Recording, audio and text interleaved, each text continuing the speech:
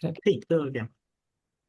great. Bueno, am, muy buenas tardes a todos y todas a la quinta entrega de este año de em, los diálogos educativos de Por un Chile que lee. Yo soy Cristina Cordero, yo soy la anfitriona hoy día y voy a contarles un poco de Por un Chile que lee. Después vamos a hablar con nuestro invitado especial, Juan Pablo Aristizábal, de Fundación Aprender a Quererte, que viene aquí hoy día para hablar con nosotros sobre, bueno, el título de la charla es leer al nivel adecuado y la temática que vamos a abordar hoy día es la adaptación que Juan Pablo y su fundación, Fundación Aprender a Quererte, hizo adaptando Teaching at the Right Level, que es un método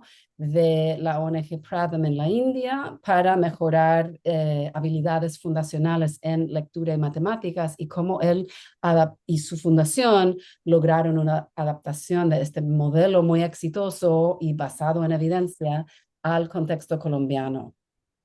Así que, bueno, muchas gracias por venir. Les cuento un poco, no sé si saben mucho de Por un Chile que lee. Es una iniciativa público-privada que aboga por el aprendizaje lector en Chile y en la comunidad de educadores en países vecinos y lejanos también, que buscan hacer algo para revertir esta crisis de lectura que viven niños y niñas hoy día dentro de la sala de clase, fuera de la sala de clase, o si no la crisis, este momento de mucho cambio y de mucha transición con la aparición de los dispositivos tecnológicos, con la pandemia, con los puntajes en los exámenes estandarizados. Algunos lo ven como crisis, otros lo ven como un momento, un punto de inflexión donde estamos reformulando y repensando la educación y la instrucción en lectura. Así que a eso vamos aquí. Y Por un Chile que lee surgió un poco como respuesta a esto en noviembre de 2022, un post como respuesta al diagnóstico del rezago lector en Chile. Y por eso nos movilizamos y trabajamos mediante la colaboración a gran escala con sociedad civil, la academia, el sector público y el privado para generar cambio. Y de este lugar generamos, hola a todos los que han llegado, muchas bienvenidos, bienvenidas a todos. ¿Alguien podría poner en mute ¿Qué su parte está? micrófono? Oh, gracias. Eh, Muy bienvenidos. Me encantaría saber de dónde son en el chat. Por favor, pongan sus nombres y de dónde son. Solo estaba presentando Por un Chile que lee y para resumir, desde este lugar, Por un Chile que lee, generamos investigaciones, identificamos mejores prácticas en la enseñanza de la lectura, promovemos la capacitación continua de docentes e informamos y capacitamos a familias sobre cómo apoyar a los niños y niñas en este proceso, con la idea de generar lazos y confianza y aprendizaje colectivo entre los distintos miembros de la red. Y es en este marco que tenemos un gran invitado que yo llevo mucho tiempo queriendo traer. Juan Pablo Aristizábal es abogado colombiano y director general de la Fundación Aprender a Quererte, la ONG de la banda Morat, pero mucho más allá de la fama y los escenarios. Morat ha puesto su empeño en hacer un impacto en un área donde todos nosotros estamos esperando también aportar nuestro granito de arena en cambiar un poco los resultados y los aprendizajes de los niños y las niñas en Colombia. Juan Pablo lideró la adaptación e implementación en Colombia de Teaching at the Right Level, que se llama Enseñar al nivel adecuado, y esto es una metodología creada en la India y reconocido a nivel mundial, yo creo que tanto por la sociedad como civil, porque es un método y un programa que ha sido implementado en miles de lugares, no solo en la India, partió en la India y en África lo usan. Yo creo que hay una oficina, de hecho, en África de Teaching at the Right Level. Y Creo que ustedes son los primeros en adaptar esta metodología en América Latina. Y para mí, bueno, yo soy investigadora en tecnología educativa y mi especialidad es lectura y escritura. Y a mí, en mis andanzas en otros lados del mundo, conozco Teaching at the Right Level. Así que cuando vi que teníamos la oportunidad de hablar contigo, Juan Pablo, no quise desaprovecharlo porque es una oportunidad muy grande para conocer los altos, los bajos y los impactos un poco de lo que han hecho. Así que te doy la bienvenida. Um, y desde la fundación, la última cosa que queríamos comentar es que enseñar al nivel adecuado es uno de varios programas y proyectos que lideran desde la fundación Aprender a Quererte. Y, pero yo diría que el hilo conductor entre lo que ellos hacen es que impulsan programas educativos basados en evidencia para mejorar aprendizajes fundamentales en lectura y matemáticas. Así que si tenemos tiempo al final podemos hablar de otro. Ellos tienen un proyecto digital que a mí me interesa mucho, pero hoy día lo que nos convoca es conversar de eh, enseñar al nivel adecuado. Así que bienvenido, Juan Pablo. No sé si quieres decir un par de palabras y después yo muestro el video y después tu presentación. Claro. Bueno, un gusto saludar a los que están conectados, pero también a los que eventualmente estén viendo esta grabación. Y bueno, me alegra mucho estar acá digamos, con Por un Chile que lee. Nosotros tenemos la fortuna también, además de estar en la Fundación Aprender a Quererte, tuvimos el privilegio también de fundar el año pasado con los colegas del Banco Mundial y UNICEF una red muy parecida por un Chile que lee, que se llama Colombia se escribe, que es en realidad como un primo hermano de por un Chile que lee, pero colombiano. Así que, pues nada, me alegra mucho que este tipo de intercambios también se estén dando entre países. Muchas gracias. Bueno, eso es para otra conversación si tenemos tiempo más adelante, como para hablar un poquito. Y bueno, tenemos Marlon, que es de Perú, así que si hay alguien de otro país, por favor, pónganlo, porque yo creo que lo interesante de estos encuentros internacionales es ver cómo en qué nos topamos de un país a otro, de Chile a Colombia, Argentina, Perú, cualquier país de la región. ¿En qué cosas tenemos desafíos y habilidades o desafíos y cualidades en común y dónde hay diferencias? Y creo que eso también es interesante aportar y conversar. Y por el momento voy a compartir un video breve.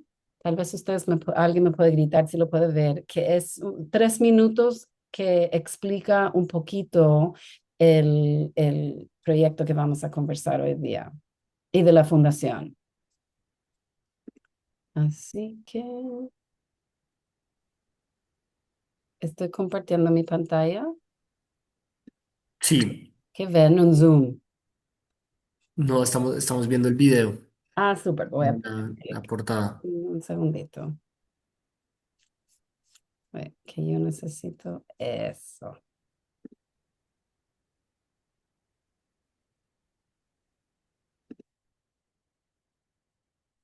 Ahora sí.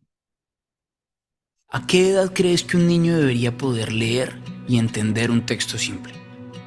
Y resolver operaciones matemáticas básicas como sumar, restar y multiplicar parece una pregunta sencilla sobre la cual estamos de acuerdo, pero en Colombia, la mayoría de niños y niñas no lo logran a tiempo. Hoy, lo fundamental ha dejado de ser lo importante. Muchos niños pasan de los grados iniciales de primaria sin haber aprendido. Ups, perdón.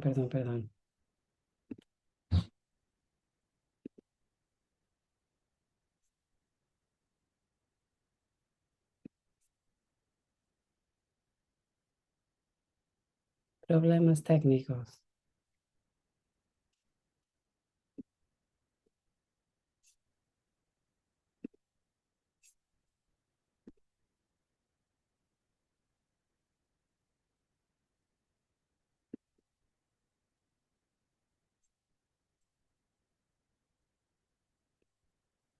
Les pido disculpas.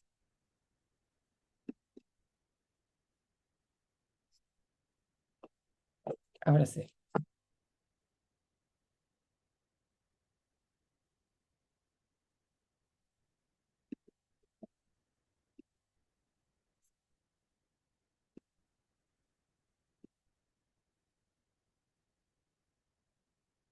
Parece que tenemos problemas técnicos.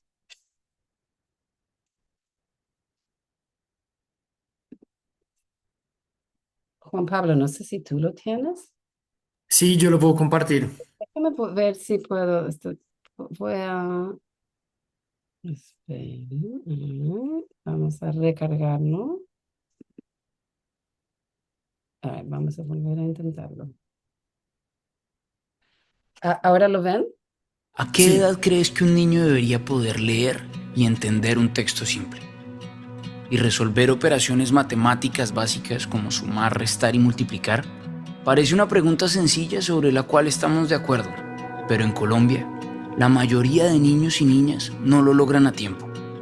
Hoy, lo fundamental ha dejado de ser lo importante. Muchos niños pasan de los grados iniciales de primaria sin haber aprendido a leer ni a resolver las operaciones matemáticas básicas. Y así llegan a un mismo grado con niveles de aprendizaje muy distintos. Tan distintos que para muchos docentes enseñar se convierte en un reto casi imposible. ¿Y si probamos una nueva forma de enseñar?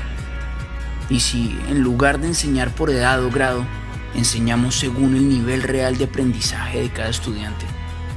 Eso propone NAD, una estrategia de aceleración de aprendizaje que agrupa a los estudiantes según su nivel, no por edad ni grado.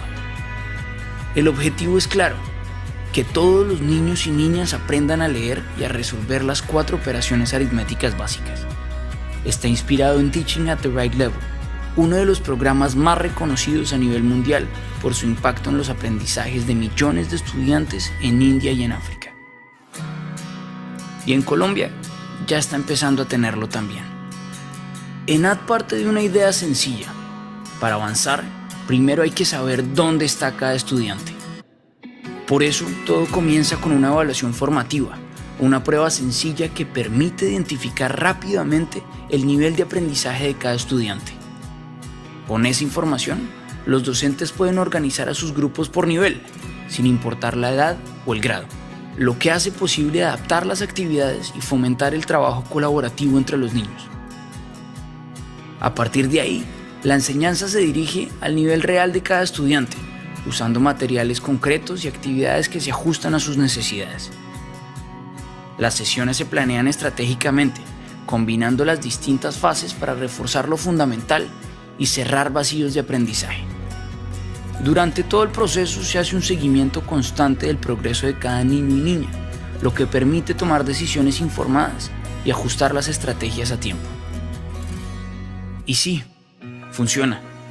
Hemos evaluado este modelo rigurosamente y sabemos que los estudiantes aprenden más. Los niños avanzan, leen, comprenden y resuelven problemas. Porque cuando alguien te enseña partiendo de tu nivel real de aprendizaje, avanzar es posible. Y al final, lo fundamental tiene que volver a ser lo importante. Y la buena noticia es que con ENAD, eso ya está pasando. Bueno, muchas gracias por la paciencia y bueno, espero que eso les haya dado una idea del programa. Juan Pablo, perdón, bienvenidos y bienvenidas a todos los que llegaron durante el video. Estamos aquí con Juan Pablo Aristizábal. Por favor, identifíquense en el chat. Me encantaría saber de dónde son, a qué se dedican, si son docentes o directivos o personas interesadas en este maravilloso programa. Juan Pablo, ¿te gustaría mostrarnos un poco antes de que yo te vaya entrevistando? sí, de hecho estaba pensando que te mandé la versión larga del video y creo que ahí está casi todo. Entonces creo que podemos pasar de una vez a la conversación porque pues si no sería repetir lo que ya vimos en el video. Bueno, o sea, súper, o sea, la primera pregunta sería tal vez si tú nos podrías contar cómo llegaron a Teaching at the Right Level, por qué y Tal vez nos podrías explicar un poquito, primero eso, o sea, cómo llegaron a Pratham en la India y cuál es la conexión entre em, el contexto colombiano y lo que ellos ofrecían. Sí. Nosotros como organización partimos siempre de una premisa. En Colombia hay un dicho típico que es no reinventarse la rueda. Bueno, no creo que no es colombiano, creo que es más bien universal. Pero Pero partimos de esta premisa de no reinventarnos la rueda y en ese sentido siempre lo que hacemos es identificar tal vez problemas, identificar fallas, lugares en los que sintamos que podemos aportar y buscar soluciones basadas en evidencia para atender esos problemas. De manera que cuando pues empezamos a explorar todo este tema de los aprendizajes fundamentales de la lectura y de las matemáticas, un asesor de nuestra junta directiva conocía el programa y pues nos lo mostró y evaluándolo, digamos, y comparándolo con otras alternativas, pues era visible que la base de evidencia que tenía era muy sólida y que había muchas razones para pensar que podía funcionar también en Colombia. Así que, bueno, fue en realidad como una, una búsqueda guiada también por los asesores que tenemos en nuestra junta directiva. Juan Pablo, quiero mostrar, tú me compartiste un PDF maravilloso que explica, que siento que explica súper bien el proceso y me encantaría que expliques al público en qué consiste, o sea, en qué consiste el programa y en estos Sí, factores de éxito, porque yo creo que tiene que ver, porque parte con sí, un grupo de alumnos sobre los que no sabemos nada. Así que ustedes hacen sí, un diagnóstico, digamos, un tamizaje sí. para... Cuéntanos de cómo funciona cuando llega Teaching at the Right Level a una escuela. Sí, exactamente. Yo creo que la base de todo es esta realidad que nos encontramos en la gran mayoría de salones de clase en Colombia, y es que tenemos unos niveles de aprendizaje tremendamente heterogéneos. Entonces, en un mismo salón, en tercero, en cuarto y en quinto, pues tenemos estudiantes que ya leen fluidamente, unos pocos, otros que leen con dificultad, otros que apenas están reconociendo. em, el sonido de las letras y otros que no tienen ninguna competencia lectora. Digamos, esto se genera por las dificultades en el proceso de aprendizaje y de enseñanza de los primeros grados. Y lo que nosotros identificamos es que ya para tercero, cuarto y quinto, pues hay algunos que aprendieron a leer, otros más o menos y otros que no. Y en ese sentido, para el profesor, enseñar se convierte en una tarea muy complicada porque se enfrenta a la difícil decisión de a quién atender, ¿no? Si sigue con los que aprendieron a leer, pues los que no aprendieron se van a quedar cada vez más atrás. Pero si se enfoca solo en los que no aprendieron, entonces los que ya aprendieron tal vez pueden quedarse estancados. Y básicamente lo que sugiere la metodología es, en este tipo de contextos de mucha heterogeneidad, hagamos un tamizaje, una prueba de tamizaje, y en vez de tener cursos digamos, sí, en vez de tener a los estudiantes organizados por su edad, digamos en tercero, cuarto, quinto, organicémoslo según el nivel al que hayan alcanzado en esa prueba de tamizaje. Entonces, los que están ya leyendo, eh, digamos, con fluidez, pueden estar en un mismo salón con un profesor. Los que están leyendo más o menos pueden estar en otro, con otro profesor. Y esto lo que permite es que para el docente, que el docente se pueda enfocar realmente en lo que necesita ese grupo para llevarlos a un nivel de competencia lectora mínimo, que les permita a partir de ahí continuar con el proceso de aprendizaje de todo lo demás. Un poco la, la, la, la lógica detrás de todo esto es: primero aprendemos a leer y luego leemos para aprender, y en matemáticas igual, primero aprendemos las cuatro operaciones aritméticas básicas y después las empezamos a complejizar en otras cosas.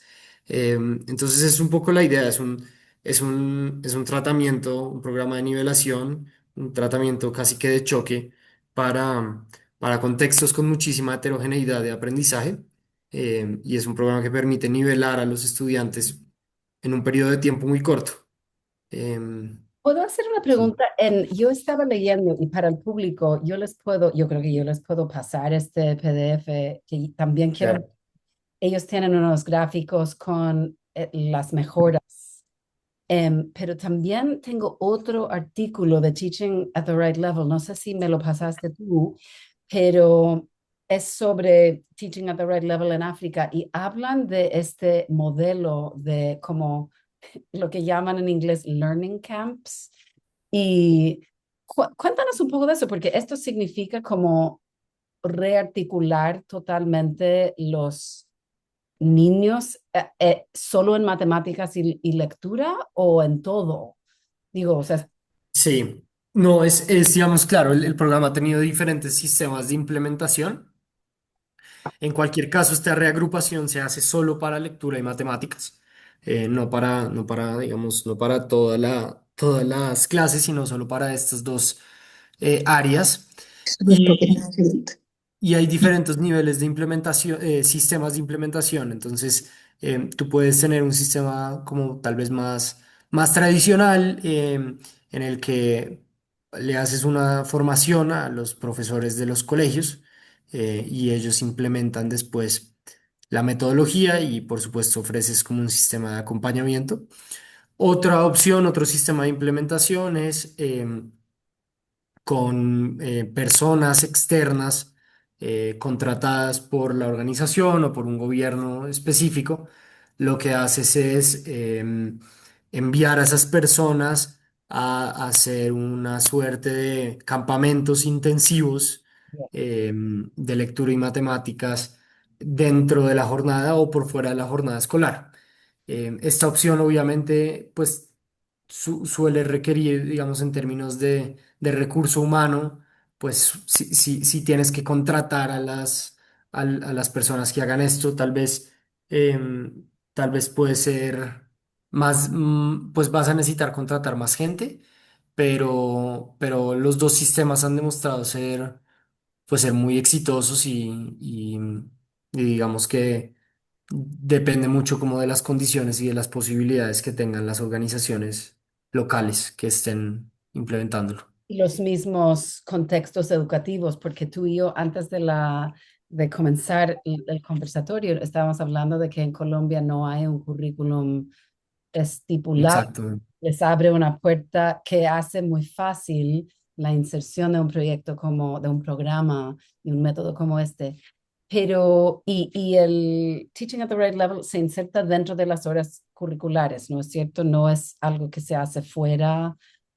Cuéntanos un poco, o puede ser ambas cosas. Pueden ser ambas. Depende también como del sistema de implementación que escojas. La forma más común en la que nosotros hemos trabajado es durante la jornada escolar, porque en Colombia la mayoría de los colegios tienen doble jornada. Esto quiere decir que algunos estudiantes van por la mañana y otros van por la tarde. Entonces, trabajar, digamos, por la tarde o por la mañana, pues es complicado. Así que la forma en la que nosotros más lo hemos hecho es dentro de la jornada, pero hay experiencias muy exitosas de implementaciones que se hacen por fuera de la jornada y también resultan bien. Yo creo que es como el resultado de un análisis del contexto, de las posibilidades que haya y de cuál es la mejor forma posible de implementación. Y cuando haces el número 3 aquí de sesiones específicas, esto se refiere a específicas para los niños que están en cierto nivel, después Sí, a eso. y utilizando una bolsa de actividades, digamos, dada, obviamente los profesores siempre lo hacen y está más que bienvenido crear nuevas e intentar ponerle su toque, que es más que positivo, pero digamos hay un acervo de actividades básicas que se espera que se hagan y que son las actividades pues, que han demostrado también ser más efectivas. De manera que no es solo reagruparlos y luego de la reagrupación enseñar cualquier cosa, sino reagruparlos y enseñar algo muy específico. Y una pregunta, perdón, bueno, tengo un par de preguntas. Justamente la vez anterior que nos juntamos para un diálogo educativo, estuvimos conversando con alguien que ha implementado algo que se llama respuesta a la intervención, que es un modelo de dar un tamizaje, un diagnóstico y después separar los alumnos en una sala de clase en tres niveles. Pero eso requiere en teoría, o sea, requiere como más personal en la sala de clase. ¿Es esto una manera de abordar la realidad de que dentro de una sala de clase puede ser que no hay más de un docente? O sea, aquí, cuéntanos un poco de eso. Yo creo que responde a la misma lógica. Acá un poco la idea es, em, como tienes, digamos, al menos bueno, no en todos los casos, ya podemos hablar después de esos casos en los que tienes un solo docente para todos los grados de primaria, pero en los colegios aún más pequeños al menos tienes un profesor en tercero, uno en cuarto y uno en quinto. Mm. Entonces, lo que haces es, a todos los estudiantes de tercero y cuarto y quinto los pones como en una misma bolsa, te olvidas que son de tercero, cuarto y quinto y utilizas esos tres profesores más estratégicamente. Entonces un profesor se queda con los del nivel más bajo, unos con los del nivel intermedio y unos con los del nivel, digamos, más alto. Entonces es como usar los recursos humanos que ya tiene el colegio para que esto sea viable. Obviamente, pues a mayor disponibilidad de personas más especializada puedes hacer los niveles, pero en muchos casos pues la idea es trabajar como con lo que está, con lo que hay posible. Yo creo que eso es cada vez más un tema que todos estamos enfrentando. Y yo que trabajo en el mundo de la tecnología, eh, yo creo que ahí es donde la creatividad y como la creatividad, estrategia es importante porque em, hay muchos niños que se dice que, bueno, necesitan salir de la sala de clase y ser atendidos por un experto especial, un psicopedagogo, y no siempre existen esos recursos. Así que encuentro esto muy interesante. Em, Después, bueno, ahora en el punto 4, la otra pregunta Sí, que quería hacerte acerca de todo esto es, cuéntanos un poco de este concepto de la mentoría que también aparece en sí. pues, que parece ser un sello de Teaching at the Right Level y en qué medida funciona para capacitar a los docentes que al final, bueno, cuéntanos un poco de eso, porque la idea es capacitar a los docentes y después dejar que Sí. ellos Eh, se apoyen. Sí, digamos, esto también responde obviamente, a la literatura de Teaching at the Right Level, pero en general los programas de formación a profesores en el mundo han demostrado ser más exitosos cuando después de eso hay un acompañamiento un poco más prolongado. Y en este programa es particularmente importante porque pues esto de evaluar a los estudiantes, reagruparlos y hacer actividades específicas suena muy fácil, pero en la práctica no lo es tanto. Y en ese sentido, sobre todo al principio, la presencia de un equipo que pueda estar acompañando a los profesores en el campo, que pueda estar dando retroalimentación, resolviendo preguntas, construyendo, digamos, soluciones, es muy útil y, digamos, parte como de esa convicción de que incluso no es un tema solo para los profesores, pero sino de todas las personas, de que aprender algo por primera vez casi nunca es garantía de que lo vas a poder hacer solo la primera vez. Entonces, un poco la idea es esa, es ir más allá de la formación inicial que le hacemos a los profesores. ¿Y cuáles son los tiempos para eso? En el sentido de cuánto tiempo, pongamos un docente de tercer grado, tercero básico, tercero, cuarto, quinto, que ya está dando clase como, no sé, alguien que ha estado dando clases 5 años, ¿cuántas horas de capacitación son? ¿Cuándo, cómo y cuándo lo hacen? ¿Y cómo hacen esta mentoría de acompañamiento? Sí, la formación suele ser intensa, es una formación de alrededor de 40 horas, que se toma casi una semana. Y luego de eso, el acompañamiento varía un poco. Algunos profesores lo necesitan más, otros menos, pero nosotros intentamos permanecer por lo menos un año con el equipo en campo. eh, y se va, digamos, ahí es muy importante priorizar la atención, ¿no? Y entender, pues, cuáles profesores tal vez necesitan más apoyo, cuáles necesitan menos, y poder hacer un uso eficiente de las personas que tengas disponibles para acompañar este proceso. No sé si fue contigo, Juan Pablo, pero alguien me estaba contando que en Colombia hay muchas horas para capacitación de profesores, porque ustedes tienen, ¿no es cierto que tienen como cuatro cuatrimestres y hay espacios durante el año que los que están como adjudicados para la capacitación de profesores? ¿Es así? Hay unas semanas en Colombia que se llaman las semanas de desarrollo institucional, que normalmente son al inicio o al final de cada semestre. Y son semanas en que los profesores deben estar en los colegios, adelantando la planeación o procesos de reflexión interna. Y son semanas en los que los estudiantes no van al colegio. Ya.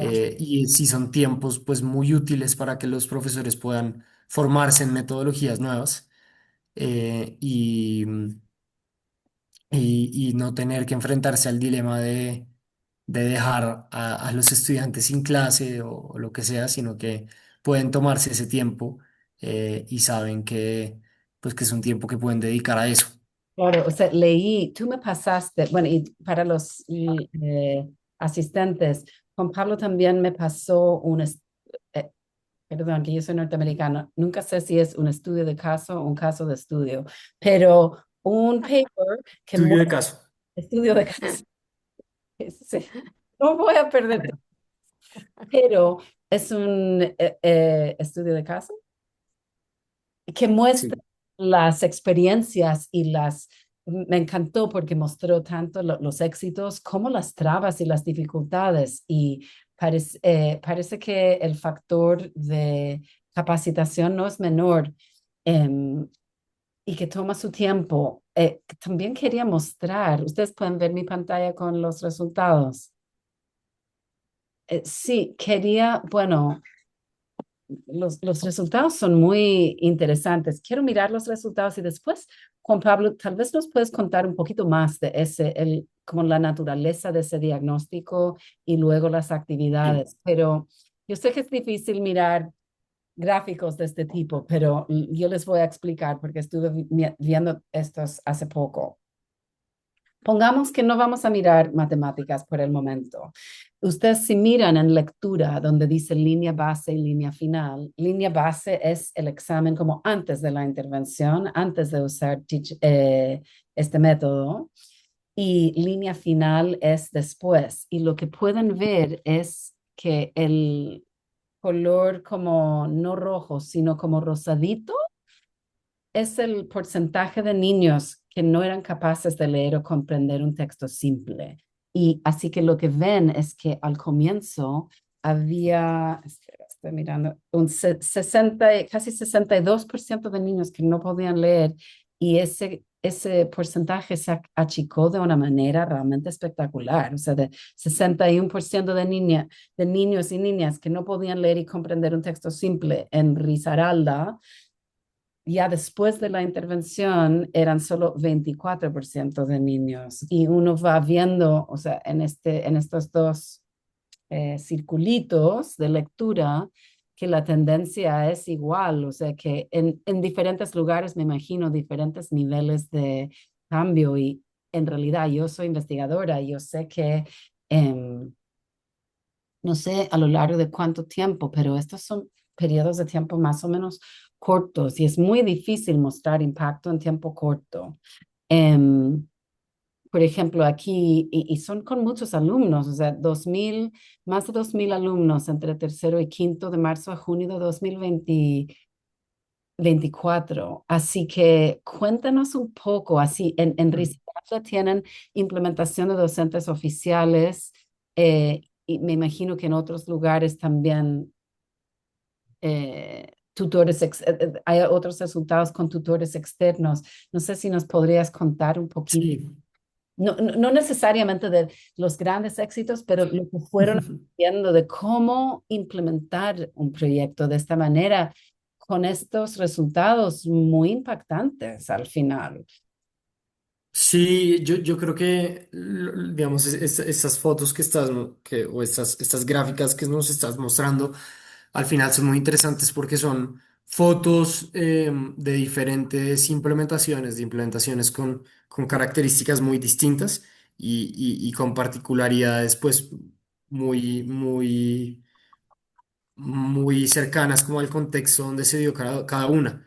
Entonces es muy interesante porque, como dices, más allá de los grandes éxitos, eh, creo que este conjunto de resultados lo que invitan un poco es a la reflexión sobre las diferencias que encontramos en cada caso y que funcionó mejor en algunos casos que en otros.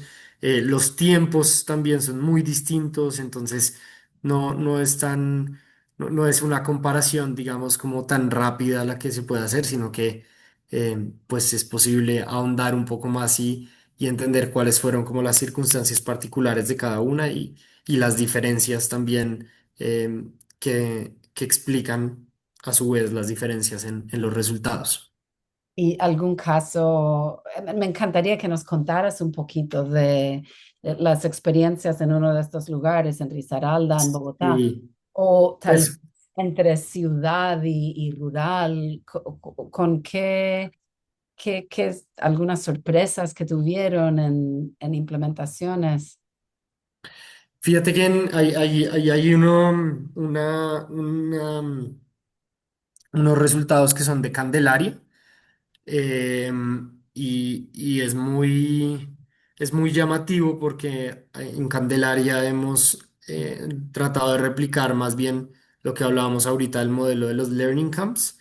Entonces estamos haciendo unos pequeños pilotos intensivos en ciertos colegios y lástima que en esta presentación esta presentación muestra solo los resultados de un colegio, pero luego hicimos el mismo proceso en otro colegio y lo que es muy interesante es ver que tanto en matemáticas como en lectura, eh, la disminución del rezago es es lineal con las horas de implementación que no están ahí, pero fueron en matemáticas 24 horas y en lectura 12 horas.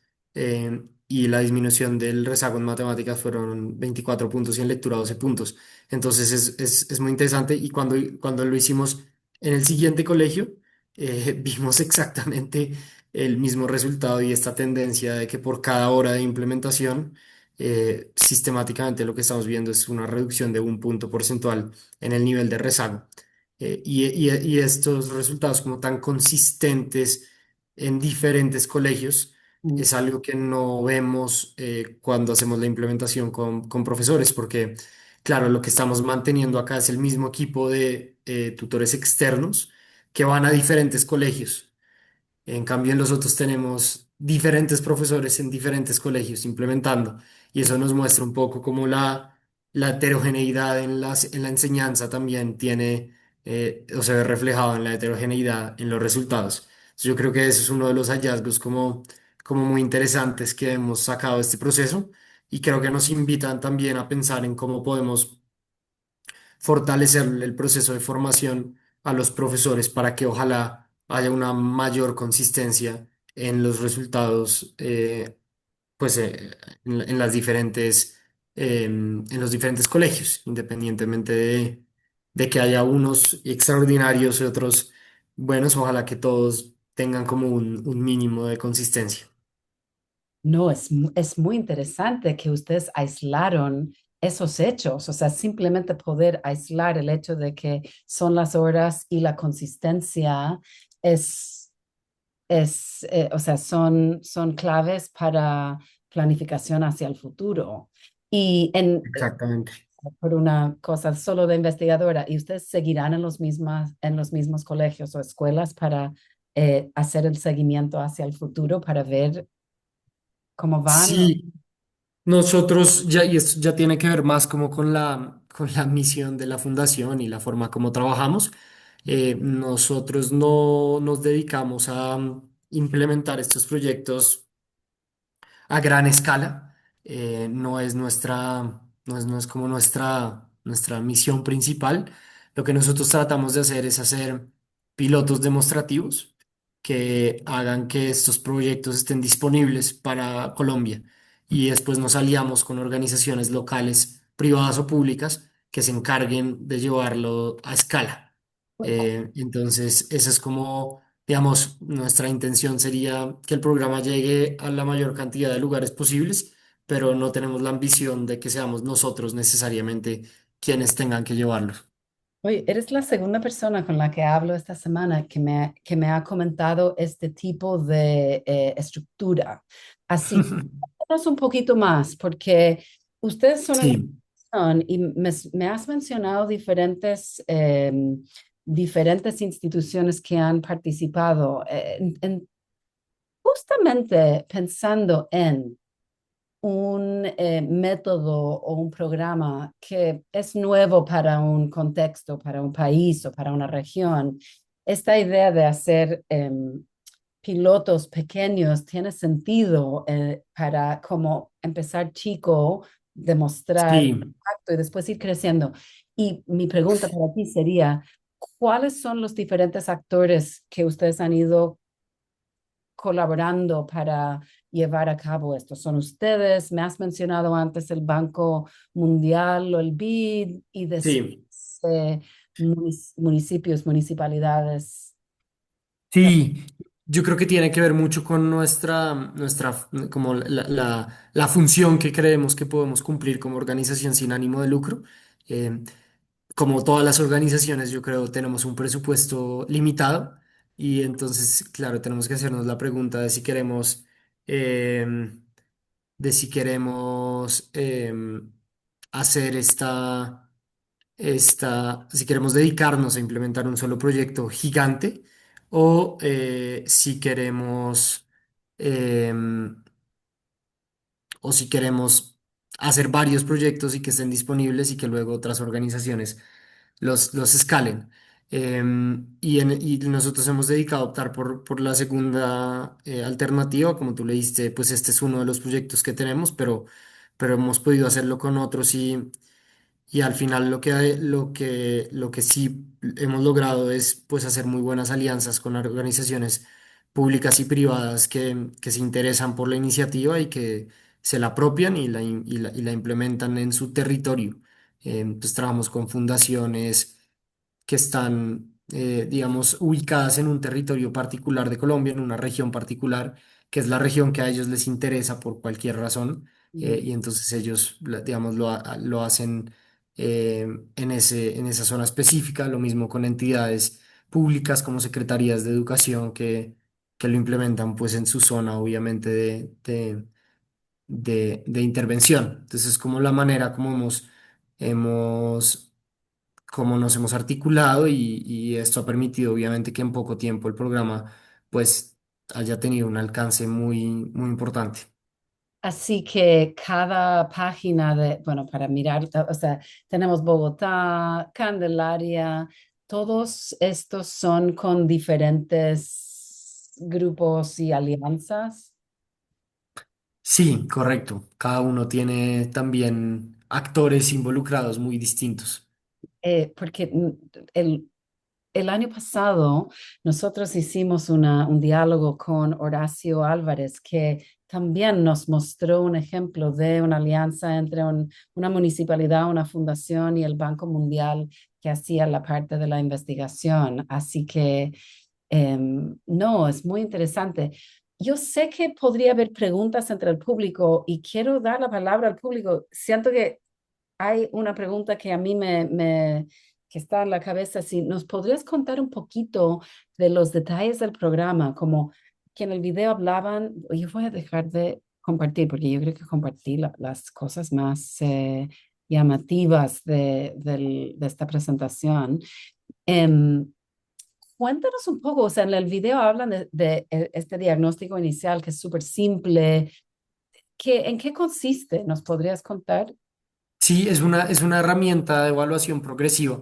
Esto quiere decir que tú empiezas en un nivel y avanzas al siguiente nivel o retrocedes al nivel anterior en función de los resultados, de lo que haya podido hacer el estudiante. Entonces, lo que permite esto es dos cosas. Es una herramienta sencilla, física, que se hace uno a uno de forma oral con el estudiante Ujú. y está diseñada para ser lo suficientemente técnica como para que la información que te da sea interesante y buena, pero lo suficientemente ágil y efectiva como para que la pueda hacer el profesor y le pueda dar información al profesor. Muchas veces las evaluaciones que hacemos son, pues, necesitan de un evaluador externo que esté formado y súper capacitado y luego un analista de datos. Es una evaluación esta que está pensada para romper un poco con eso y, y darle al profesor información en tiempo real sobre en qué nivel están sus estudiantes. Entonces, em, los hacen la prueba y rápidamente en un formato pueden decir, ok, tengo mi curso, mi clase de 30 estudiantes y en estos 30 estos 5 están pudiendo leer con fluidez, estos 5 están pudiendo apenas leer silábicamente, digamos, con mucha dificultad, este otros 5 solo logran leer palabras y estos otros 5 apenas están reconociendo el sonido de las letras.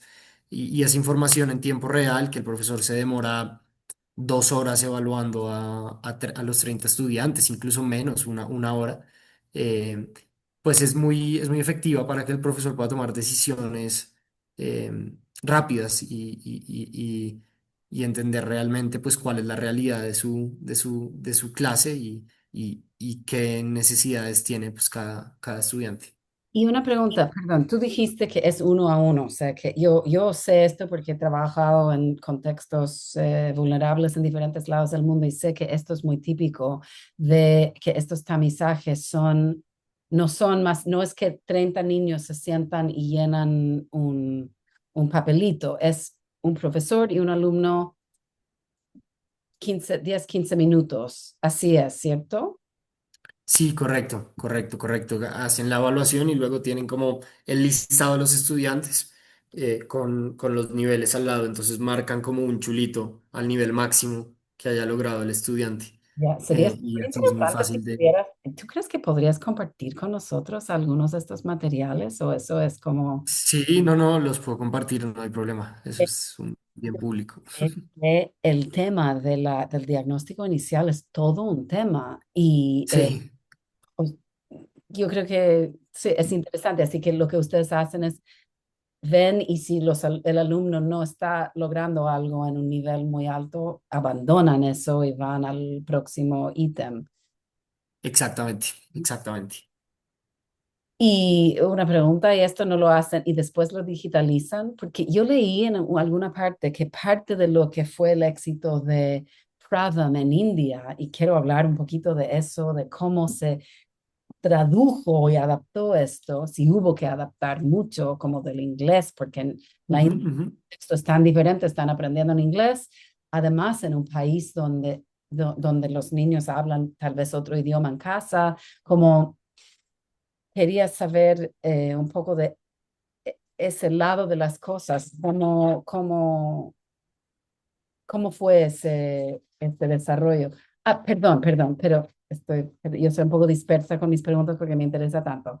Leí en el artículo sobre Teaching at the Right Level en la India que el hecho de que eh, este método les entrega datos a los profesores fue algo que motivó mucho a los profesores, que como pudiendo ver realmente dónde están los alumnos, les ayudó mucho a como, no sé si motivarse o enfocar su enseñanza más.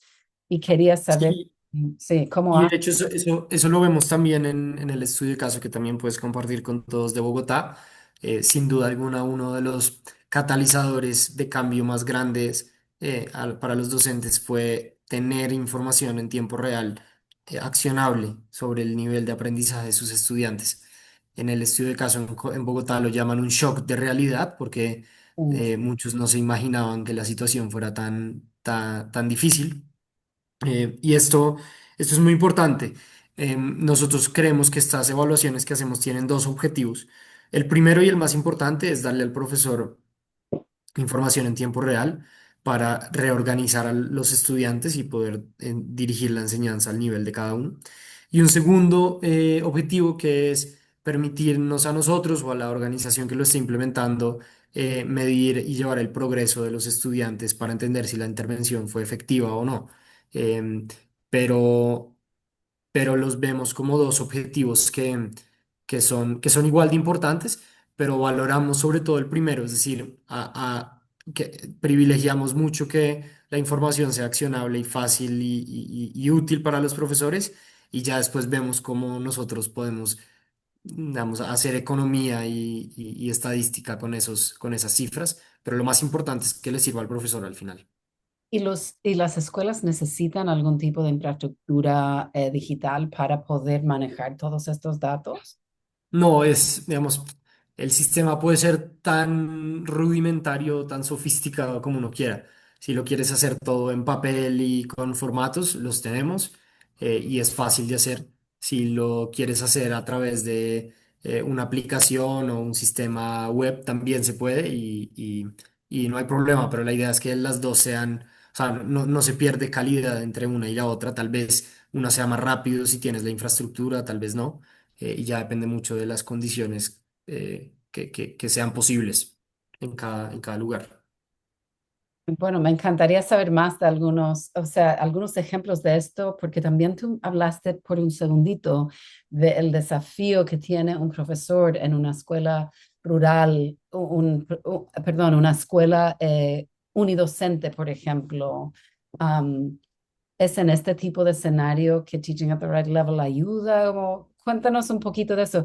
Y perdón, si hay alguien en el público que tiene pregunta, pueden ponerlo en el chat o levantar la mano o no, a mí no me importa que me interrumpan tampoco, porque y ustedes tienen preguntas, aunque sean muy específicas acerca de indicador, no sé, preguntas específicas también.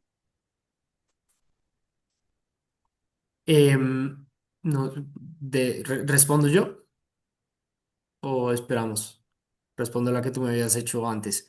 En las escuelas unidocentes o monodocentes, o digamos el nombre que tengan en cada país, ha sido muy interesante porque, claro, no, el mismo profesor pues tiene que manejar distintos niveles.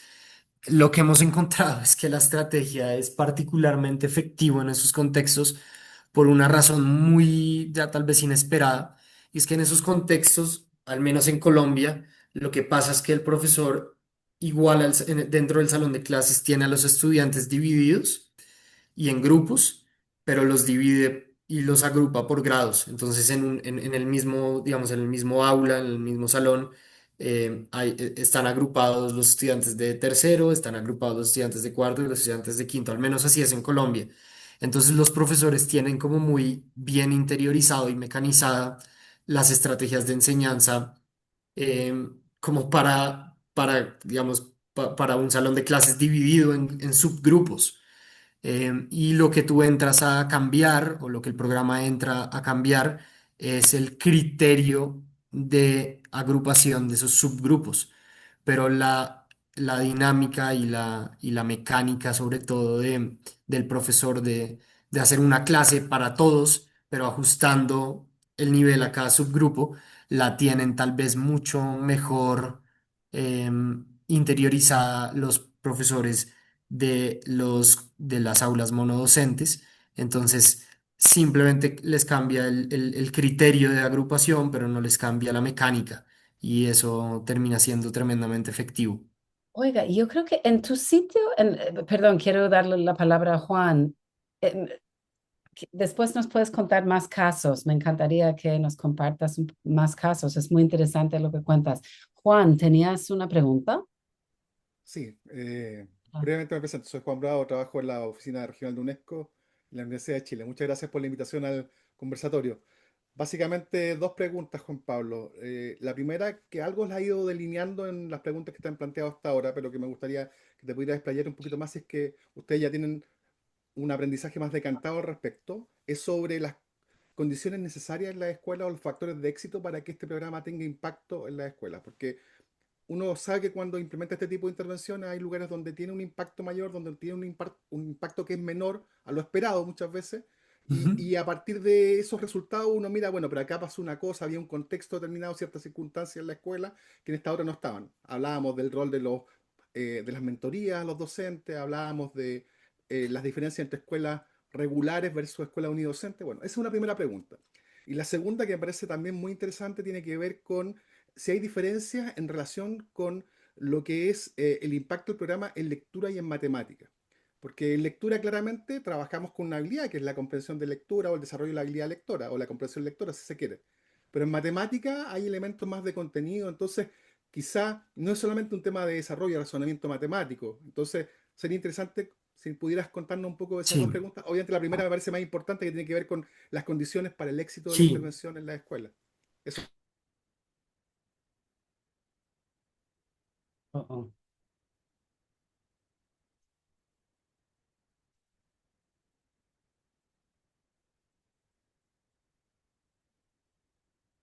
Haría dos que para nosotros han sido fundamentales. Uno, que los profesores puedan tener una formación completa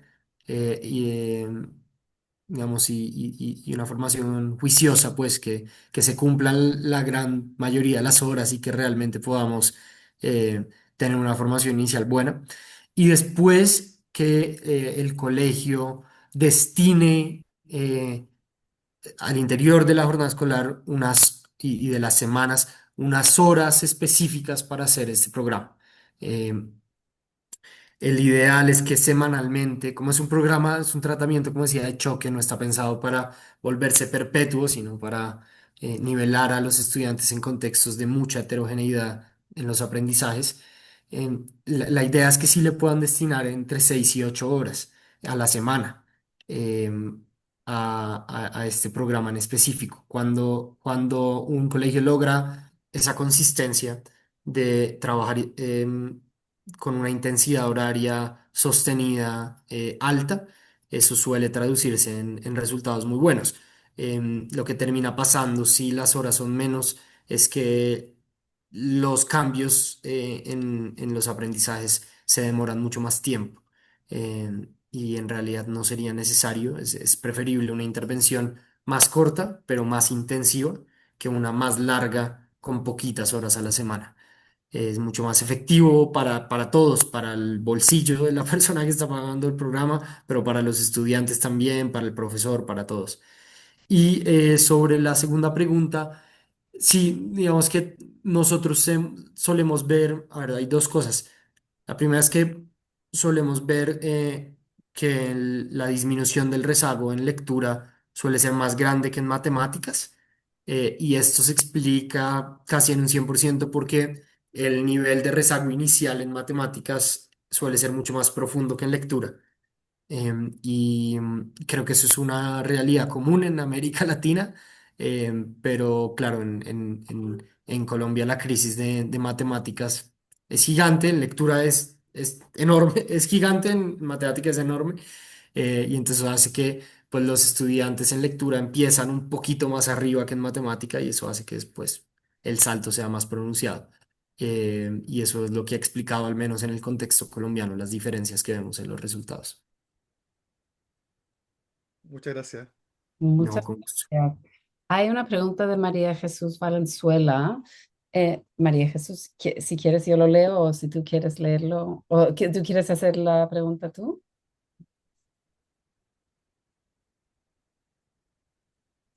Ella dice,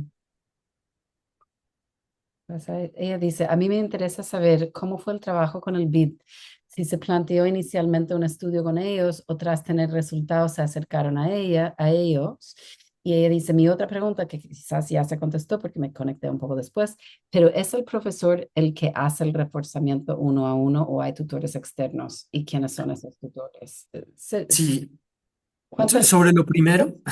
eso, sí, como quiénes son los tutores externos que traen y si hay posibilidad de hacer ese puente entre los externos e instalar esas capacidades en los profesores. Sí, sobre lo primero, nosotros no hemos trabajado con el BID, sino con el Banco Mundial, y trabajamos con el Banco Mundial en otro de nuestros proyectos que se llama Calulu. Entonces, si quieren, dejamos eso, esa para una próxima conversación. Eh, pero sobre lo segundo, en realidad quienes implementan la metodología en su mayoría son los profesores. Lo que decía de que era uno a uno es la evaluación. Y la evaluación la pueden implementar o los profesores, o sea, la idea es que la evaluación la aplique quien vaya a implementar después las sesiones. Porque quien va a implementar las sesiones es quien necesita más que nadie la información sobre el nivel de sus estudiantes. Entonces, en los casos en los que la metodología la va a implementar en el aula de clases un profesor, los profesores, la evaluación la aplican los profesores mismos.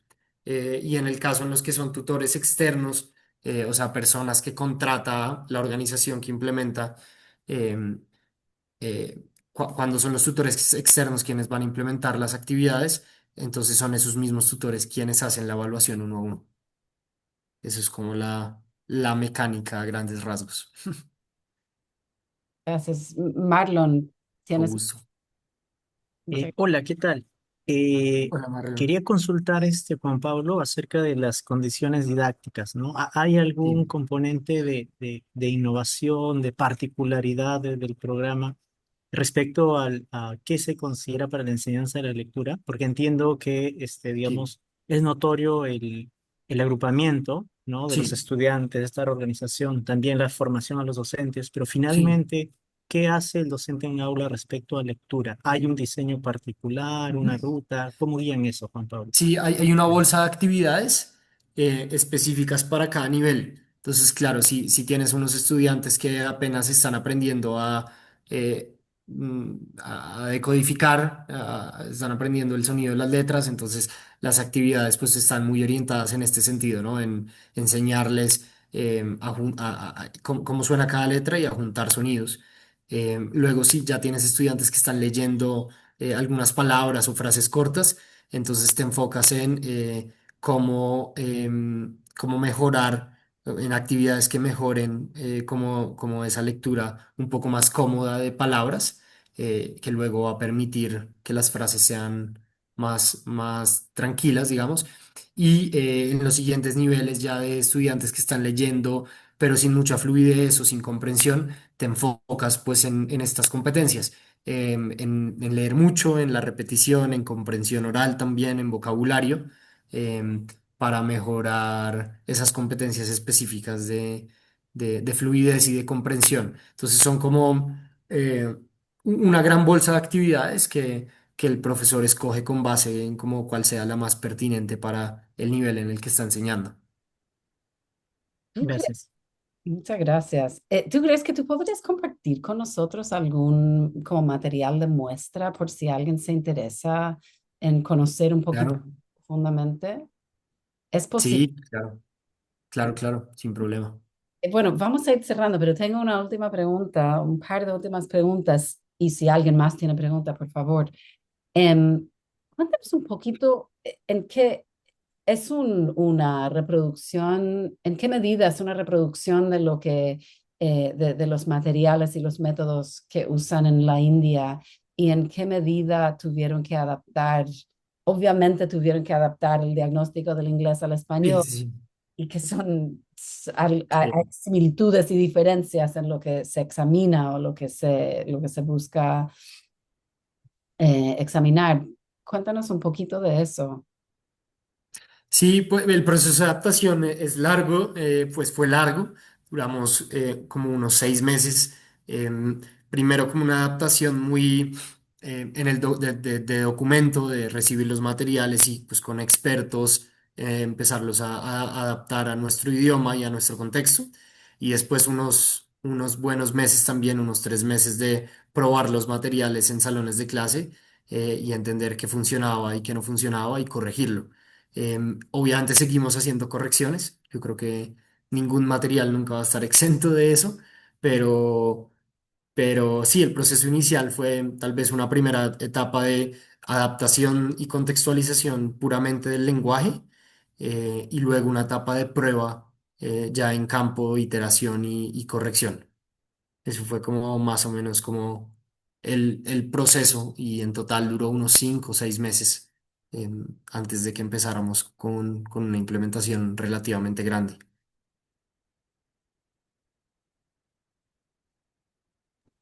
¿Y alguna recomendación si hay alguien en Chile que se interesa por implementar esto? O sea, ¿se puede hacer a nivel Ujú. escuela, a nivel Sí, de escuela? ¿Uno tiene que ser una institución grande para conectar con Pradham mm, pueden conectar con nosotros sin problema. Yo lo que diría es que sí es una intervención que está pensada para contextos en los que de tercero a quinto de primaria, pues tenemos una heterogeneidad de aprendizaje de lectura y matemática muy grande.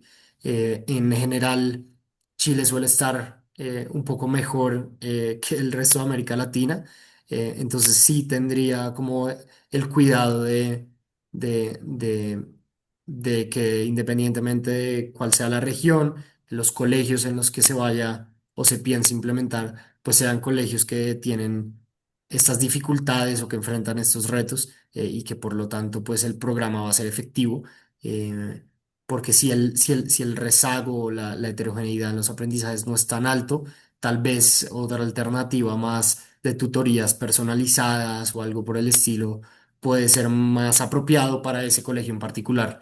sea, Entonces creo que es realmente? siempre como buscar capturar muy bien la demanda con la oferta y que lo que vos estás implementando sea lo que se necesita.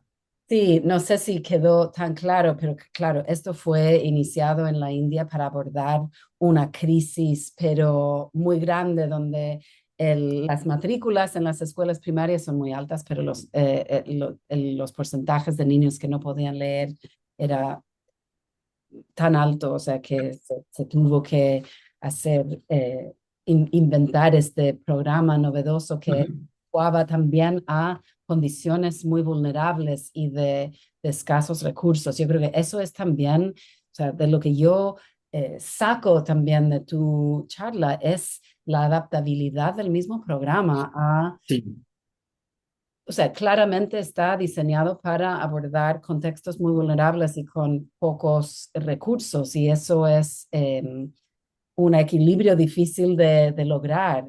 correcto. Claro, bueno, o sea, tenemos que ir cerrando, pero no puedo dejar de Sí.